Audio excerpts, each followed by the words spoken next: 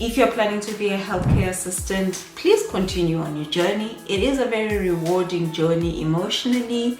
It is a journey that makes you look at life in a different way.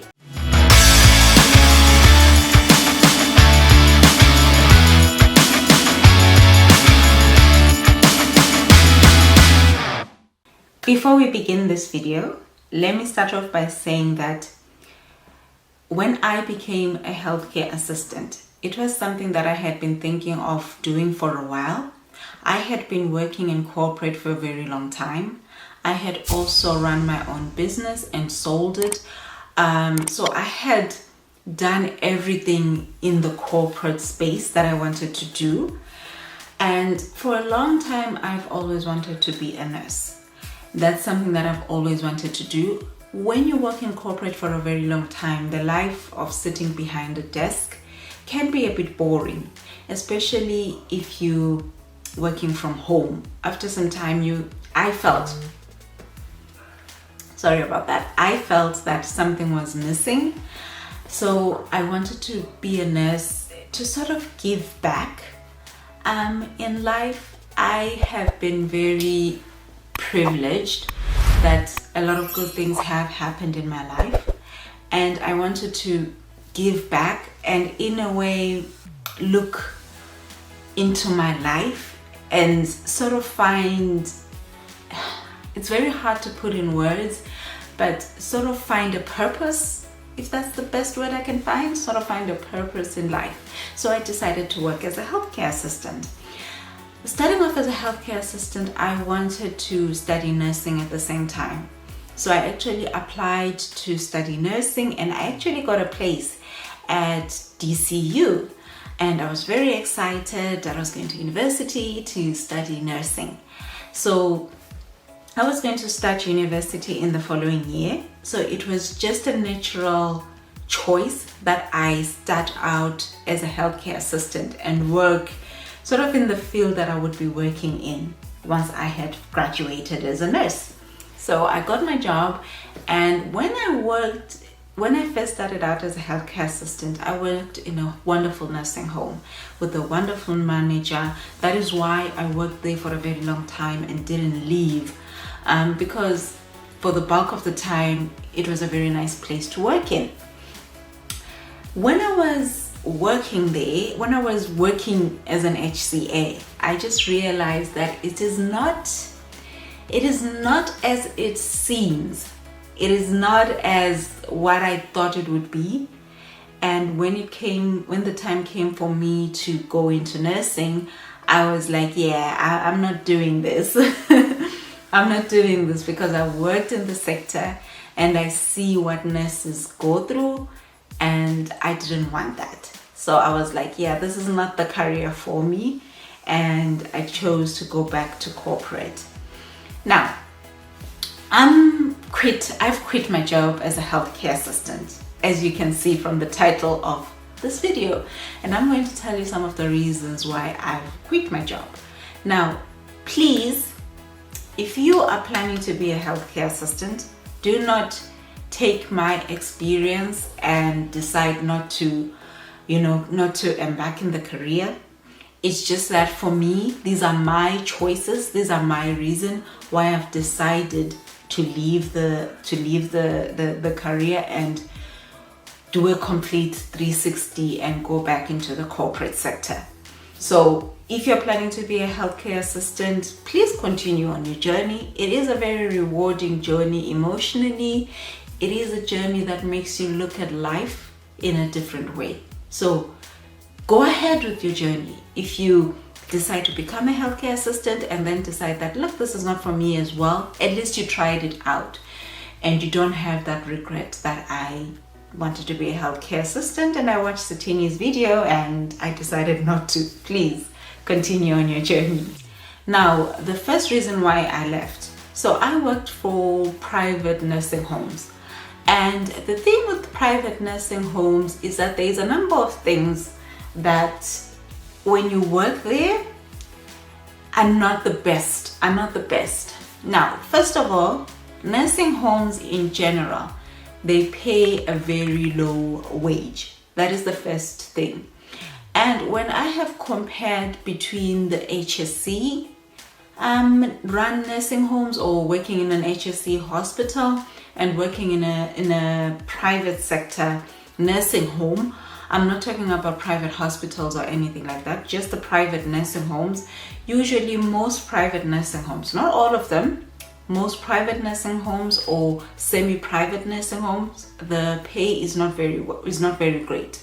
So one of the reasons when I started out at €10.50. That was the first nursing home that I started in. It was a €10.50, but I took the job because I had done my work experience there and I had really liked the environment. So I decided to continue with them.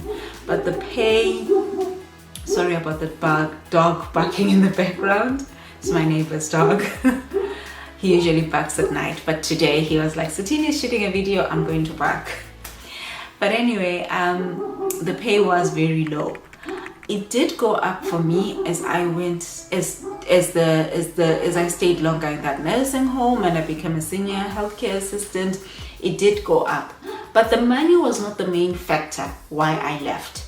I could have left and gone to work for an agency. When working in an agency, they paid me more, but I left not mainly because of the money. The money was a contributing factor. It was a contributing factor because I compared to somebody working in corporate, or when I worked in corporate, and now when I'm in the corporate sector, I am getting almost double to what I was earning working as a healthcare assistant with less life-threatening responsibilities. I think life-threatening is a strong word, but if I make a mistake working in as a healthcare assistant, for example, if I don't operate the hoist properly, if I don't practice proper manual handling, someone could get hurt, and that could be life-threatening to that person. Whereas in corporate, I just sit behind a desk, I just sit behind my computer, do my work. And even if there is damage that does happen, if I make a mistake, that mistake can easily be rectified. It's not someone's life that I have in my hand. I don't know if that makes sense. So the wage I was paid and the work that I did not correspond. And I was like, make it make sense. This is why a lot of nurses and a lot of HCAs end up leaving.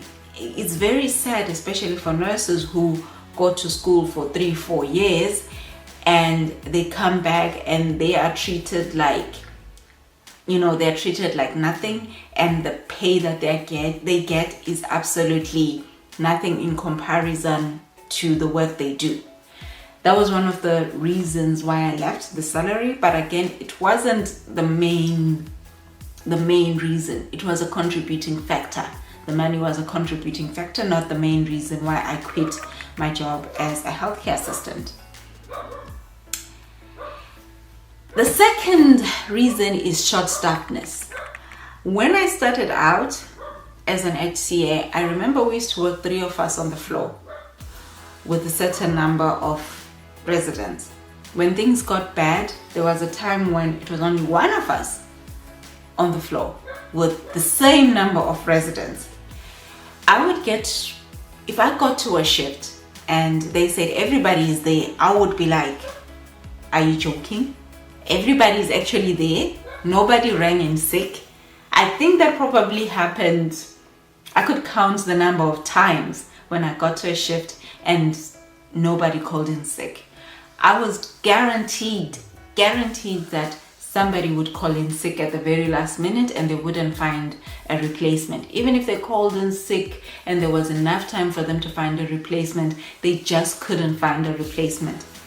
Every day when I was off, somebody called me to say, can you work an extra shift today? Every single day when I was sick, I was guaranteed to get a call from my workplace to say, can you come in? We're short-staffed. And this was not only with my workplace. This is everywhere. In nursing homes, in hospitals, finding staff is always a big issue. Like if I apply for a healthcare assistant job this morning, I guarantee that a recruiter or an employer will respond to me and call me the same day. That's how bad things are. There's just not enough staff, and staff are leaving because of wages, staff are leaving because of the working environment, staff are leaving because of a number of reasons. So that's one of the reasons why sorry, my son is coming to ask something. Come in. The joys of motherhood. Are you okay, Baba? Yeah. You need something? There's something here. Maybe you should not just call me. Okay, can I finish what I'm doing and then I'll come in and mark it for you? Okay. Is that okay? Okay. Alright, let me just finish here and then I'm coming in, okay? Are you hungry? No. Not hungry yet. Okay, I'm coming in. Are those my shoes you're wearing? Yes. Okay, I'm coming. Give me another 10 minutes, okay? Alright, I'm coming. You can go back inside, I'll come back. No, but I have to film this. Okay. Okay, give me 10 minutes, I'll be done, okay? Alrighty. Hey, Daddy. Where's Daddy? He's at work. Remember I told you he went to the office.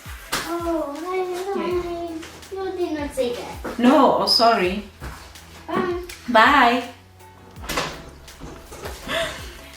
Anyway, that's the main reason why people leave, because we never have enough staff. We never have enough staff, so people are tired, people are exhausted, and they can't come into work and they ring in sick.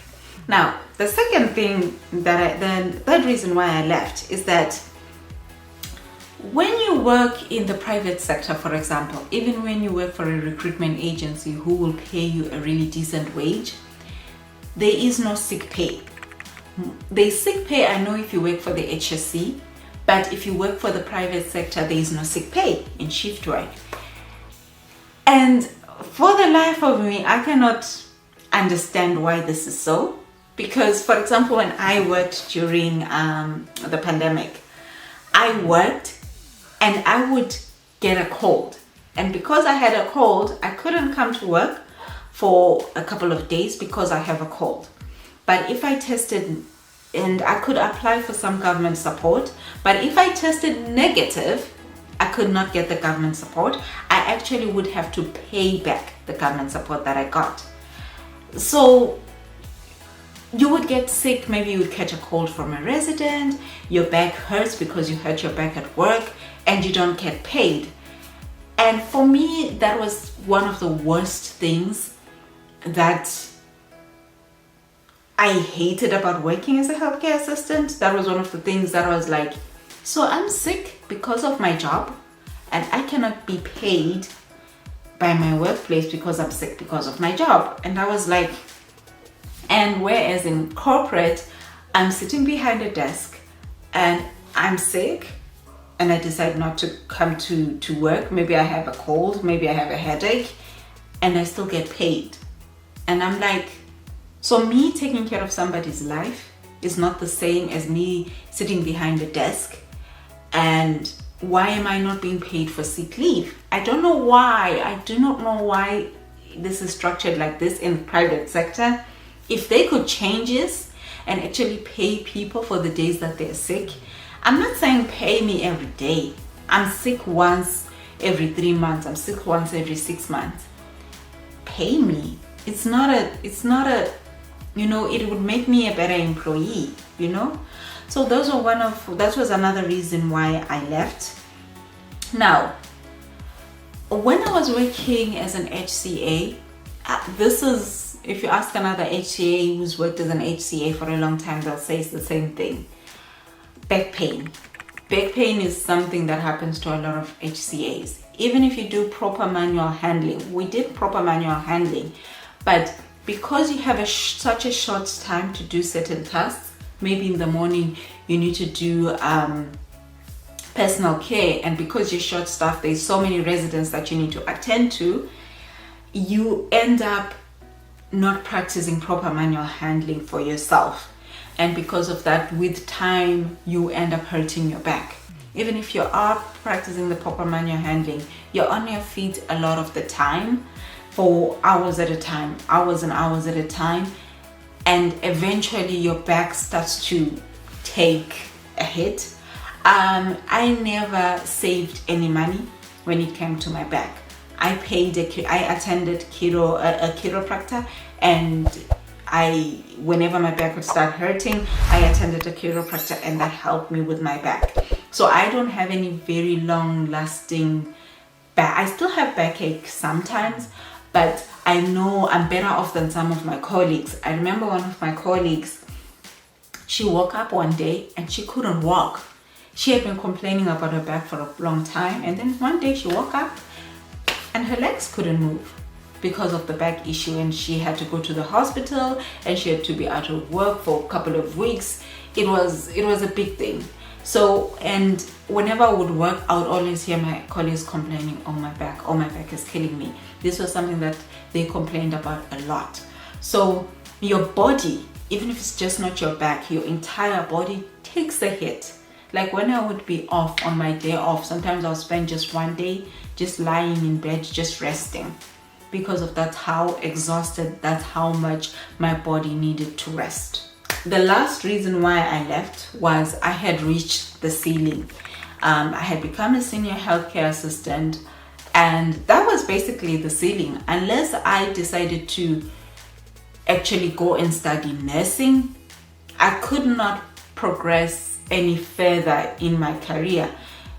That was the ceiling. Some nursing homes have a supervisor role that's above the healthcare assistant, that's above the senior healthcare assistant position, but very few of them have them. So basically I was done. I could work there for the next 10 years and I wouldn't get, any further in my career. Maybe I could get a pay increment, but I couldn't get any further in my career. So whereas in corporate, if you can choose different paths and you can actually progress and keep progressing and keep progressing. So I was at that time, I was like, you know what, this is the ceiling. I've worked hard, and one of the things that I'm most proud of in my life is that I worked during the pandemic, and I worked throughout the pandemic, even when some people who decided that, look, I'm not going to put my life on the line. I worked and I understand that. Why should you? Why should you put your life on the line when the sector will not take care of you? Why should you? So when I got to that point, when I reached the ceiling, I was like, look, I've done the best I can. I've given back as much as I can. Now it's time for me to focus on me, focus on my career, whilst I still can, whilst I'm still young, whilst I still can change it. And it's time for a different change. So yes guys, that is why I quit my healthcare assistant job, and I will see you in the next video. Bye bye.